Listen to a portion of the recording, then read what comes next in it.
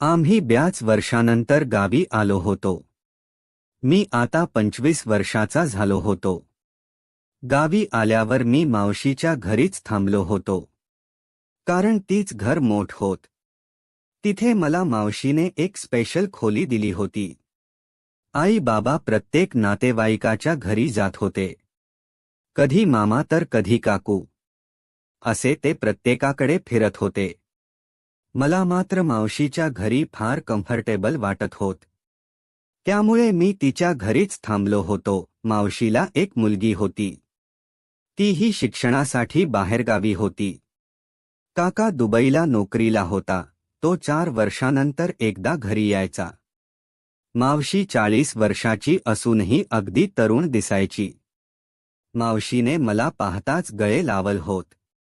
ती म्हणाली की, संकेत तू फार मोठा झाला आहेस.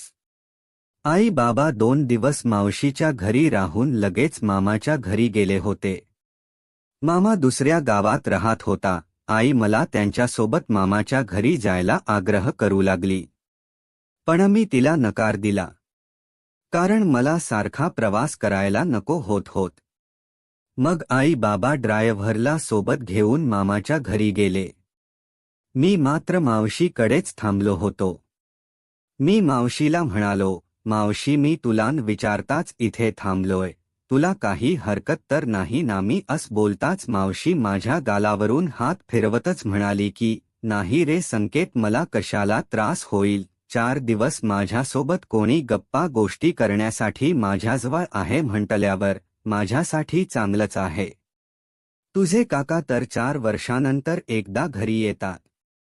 आता त्यांची कमी तूच भरून काढ. म्हणून मावशी आत घरात गेली. मीही तिच्या मागे गेलो. ती माझी सख्खी मावशी नव्हती. आईची ती मामे बहीण होती. पण ती माझा लाड सख्ख्यापेक्षा जास्त करत होती. मावशीने मला विचारून माझ्या आवडीच्या पदार्थांची लिस्ट तयार केली होती. आज तिने माझ्या आवडीची पनीर बिर्याणी बनवली होती. ती माझ्या आईप्रमाणे माझ्या आवडी-निवडीची काळजी घेत होती. बघता बघता मावशीकडे मला 2 दिवस झाले होते. मी तिच्या घरीही माझ्या घराप्रमाणे वावरत होतो. दिवसभर मी हाफमध्ये असायचो. मावशीच्या घरी एसी नव्हता आणि मला एसीची सवय होती, पण तिच्या घरी कूलर होता, त्यामुळे थोडं ठीक होत. रात्री मला अंघोळ केल्याशिवाय तिकडे झोपच येत नसायची. कारण तिथे गरमच एवढं व्हायचं की बोलायलाच नको. एके दिवशी मी रात्री अंघोळ करून बाथरूममधून बाहेर आलो. तेव्हा मी कंबरेवर टॉवेल गुंडाळून होतो. मी टी-शर्टही घातला नव्हता. माझ्या खोलीतून मी तसाच बाहेर आलो. मी टीव्ही सुरू केला व माझ्या केसातून हात फिरवू लागलो. उघड्या अंगावर वर फॅनची गार हवा छान वाटत होती. त्यामुळे मी डोळे बंद करून हवेचा आनंद घेत होतो. अचानक मला माझ्या ॲब्सवरून हात फिरताना जाणवला. मी घाबरून डोळे उघडले व मागे सोफ्यावर जाऊन पडलो. मावशी ही माझ्या अंगावर येऊन पडली होती. ती तेव्हा माझ्या फारच जवळ होती. मी तिचा हात पकडून तिला माझ्यापासून लांब केलं व मीही उठून बसलो. मी तिला म्हणालो की, मावशी अग हे काय होत? तेव्हा ती म्हणाली, अरे, मी तुझी चिमटी काढून तुझी मस्करी करायला गेले. पण तू एकदम दचकला आणि तुझ्याबरोबर माझाही तोल गेला. तीच बोल ऐकून आम्ही दोघेही हसू लागलो. मावशीने माझ्या केसातून हात फिरवला. तेव्हा ती म्हणाली, काय रे संकेत, हे तुझे केस पूर्ण ओलेच आहेत आणि तू तसाच हवेत उभा आहेस. अशाने तुला सर्दी होईल आणि मी तुझे केस छान पुसून देते. मावशी आत खोलीत जाऊन एक नवीन टॉवेल घेऊन आली. तिने मला तिच्या मांडी जवळ खाली बसवलं आणि ती माझे केस पुसू लागली. केस कोरडे पुसून झाल्यावर तिने माझी ओली पाठही मला पुसून दिली. मावशी माझ्या ॲब्सकडे एकटक निरखून पाहत होती. नंतर मी तिला गुड नाईट बोलून माझ्या खोलीत निघून गेलो. दररोज मला सकाळी व्यायामाची सवय होती. त्यामुळे सकाळी लवकर उठून मी व्यायाम करण्यासाठी टेरेसवर जात असायचो. त्या दिवशी सकाळी मी व्यायाम करत होतो. मी पूर्णपणे घामाने चिंब भिजलो होतो. काही वेळात मावशी शर्ट घालून टेरेसवर आली. ती मला म्हणाली की आजपासून तू इथे आहेस तोपर्यंत मीही तुझ्या सोबत व्यायाम करेल. मावशीला मी टेरेसवर थोड पळायला सांगितलं. पळत असताना तीच शरीर फार हालत होत. त्यामुळे मावशी थोड्या थोड्या वेळाने थांबत होती. तेव्हा मी तिला म्हणालो की मावशी आजच्या दिवस थांबून घे, व्यायाम करताना थोडे फिट कपडे घालायचे असतात. लेडीजचे तसे कपडे मार्केटमध्ये मिळतात. ते कपडे घेऊन ये, त्यानंतर तुला व्यायाम करताना कसलाही त्रास होणार नाही. तेव्हा मावशी म्हणाली की तू माझ्या सोबत मार्केटमध्ये चल. तुझ्या हातानेच तू मला ते कपडे खरेदी करून दे. मावशीला कदाचित समजल नव्हत की मी कोणत्या कपड्यांबद्दल बोलतोय. मला तिच्या सोबत ते कपडे खरेदी करायला जायला लाज वाटत होती. पण आता तिला माहीत नसल्यामुळे मला तिच्या सोबत जावं लागलं. दुपारी मार्केटमध्ये आम्ही जायला निघालो. मावशीकडे तिची स्कूटी होती. मावशी मला डबल सीट बसवून मार्केटमध्ये घेऊन आली होती. मावशीने मला बरोबर एक लेडीज स्पेशल कपड्याच्या दुकानात आणलं होत. म्हणजे मी कोणत्या कपड्याबद्दल बोलत होतो हे तिला चांगलंच ठाऊक होत. मावशीने मला तिच्या कपड्यांचं माप सांगितलं व तिने मला ते कपडे घ्यायला त्या दुकानात पाठवलं. याआधी मी बायकांचे असे कपडे घ्यायला कधीच गेलो नव्हतो. अजून तर मी गर्लफ्रेंडही बनवली नव्हती. फक्त माझ्या काही मैत्रिणी होत्या आणि शहरात मुली सगळं काही ओपनली बोलत असतात. त्यामुळे मला या थोड्या फार गोष्टी माहीत होत्या, कारण जिममध्येही माझ्या काही मैत्रिणी होत्या. एकदा याविषयी त्यांची माझ्यासमोरच चर्चा सुरू होती. मावशीचे ते कपडे घेऊन मी दुकानातून बाहेर आलो तेव्हा मावशी म्हणाली की इथे समोरच छान लस्सी मिळते, आपण लस्सी घेऊयात आणि मग घरी निघूयात. मग मावशी सोबत मी लस्सी घ्यायला गेलो.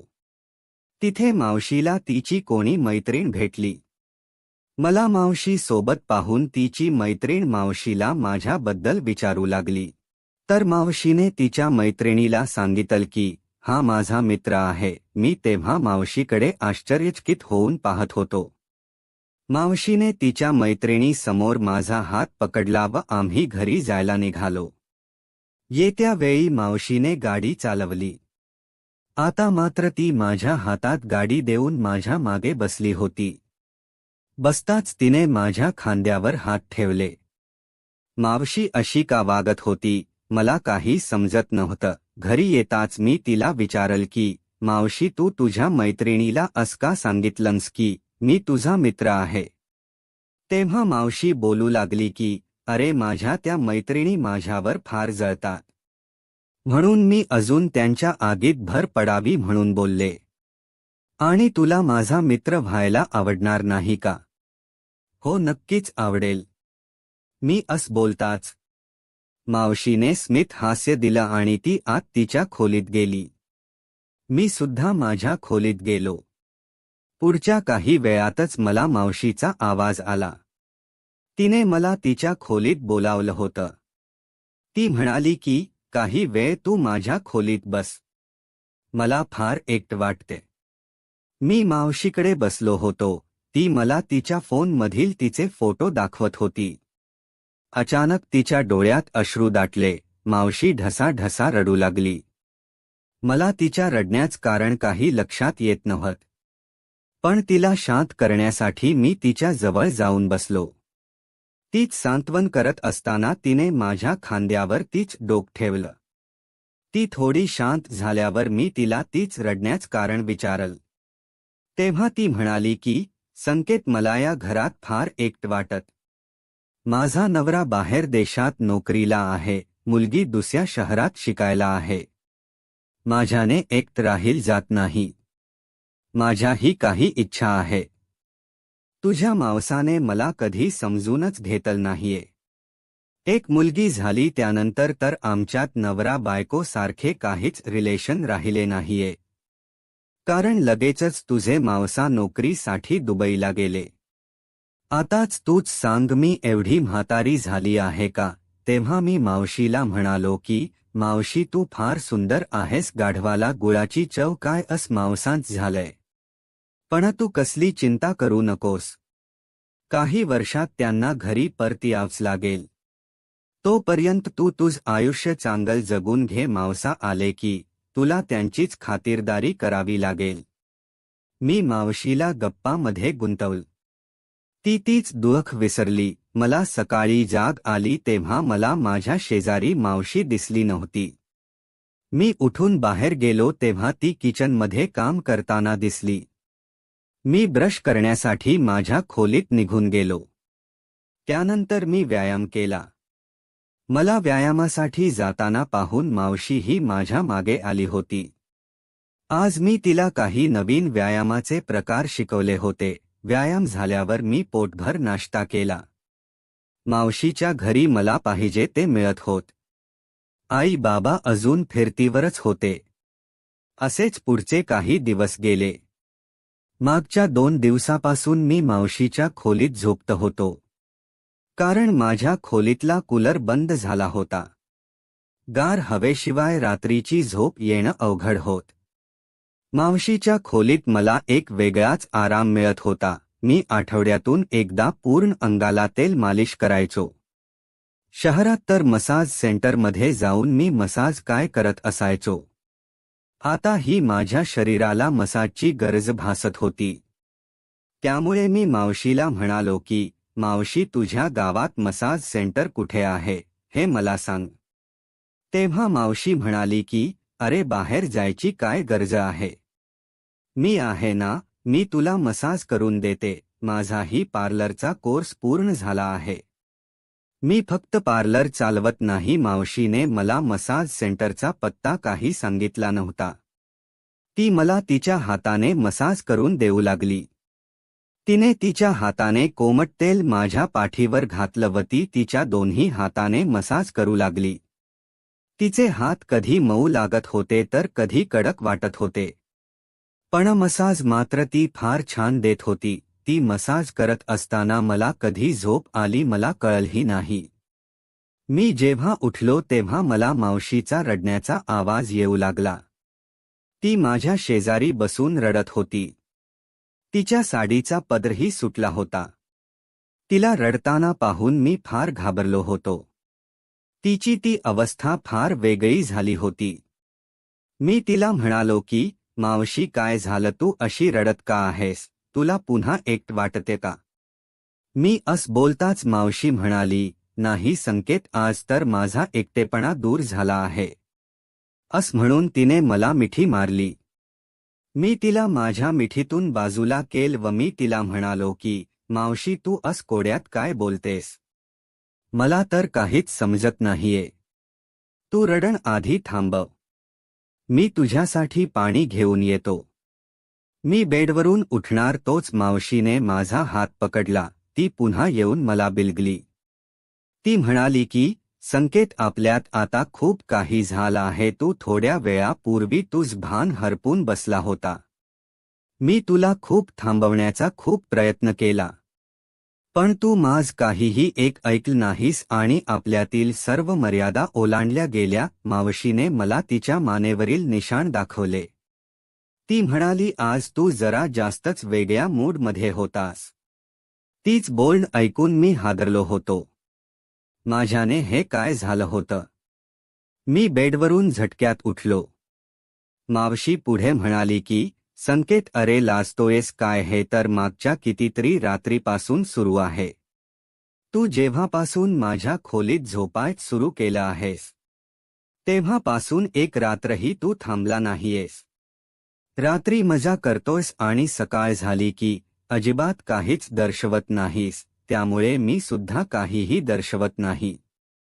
पण तुझ्या सोबत वेळ घालवून मला खूप आनंद मिळालाय. माझा एकटेपणा तू चांगला समजून घेतलास.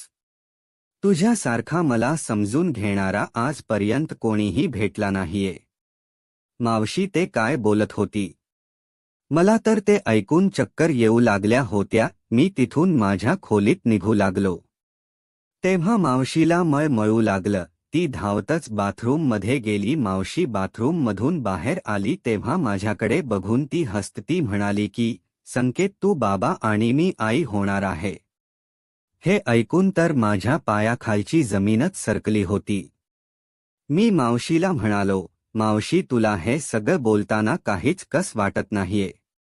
तू हे सगळं बिनधास्तपणे बोलत आहेस. मला तर काय करावं काहीच सुचत नव्हतं. मी माझ्या खोलीत निघून गेलो. बाथरूममध्ये शॉवर सुरू करून मी कितीतरी वेळ तसाच तिथे बसून होतो. काही वेळाने मावशीने बाथरूमचा दरवाजा वाजवला. तेव्हा मी भानावर आलो. आज मी मावशीच्या खोलीत चुकूनही झोपणार नव्हतो. बिना कूलर रात्रभर मी घामाने भिजलो असतो तरी मला चालणार होत. माझं जेवणाचं ताट मावशी माझ्या खोलीत ठेवून गेली होती. मी एकही घास त्यातला खाल्ला नव्हता. मी मावशी सोबत जे करून बसलो होतो, जर का हे माझ्या आई बाबांना समजल तर काय होईल, मी या सगळ्या विचारात होतो. विचारात असताना कधी 12 वाजले हे मला समजलही नाही.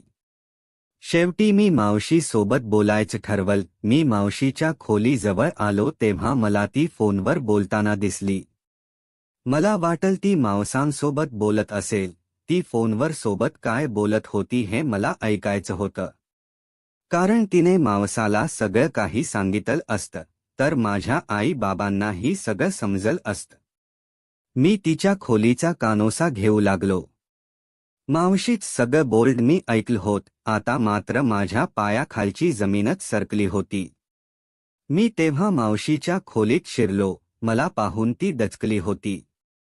मी तीच सगळं बोलणं माझ्या फोनमध्ये रेकॉर्ड केलं होतं. तिच्यासमोर जाऊन मी ती रेकॉर्डिंग चालू केली. तेव्हा मावशी सरळ माझ्या पायात येऊन पडली. ती म्हणाली की, संकेत मला माफ कर. तेव्हा मी रागातच म्हणालो, मावशी मला सगळं खरं सांग, तू असं का वागलीस? मी असं बोलताच ती बोलू लागली की, माझं एका मुलावर प्रेम आहे. तुषार त्याच नाव. तो आमच्या शेजारच्या घरी भाड्याने राहत होता. त्याची व माझी काही महिन्या पहिलेच ओळख झाली होती. माझा एकटेपणा माझ्याने सहन होत नव्हता. तशातच माझी व तुषारची भेट झाली. आमच्यात जवळीक वाढतच गेली आणि त्याच मलाही भान राहील नाही. मी त्याला रोज रात्री जाऊन भेटायचे. मी गरोदर आहे हे जेव्हा मी तुषारला सांगितलं, तेव्हा तो खुश झाला होता.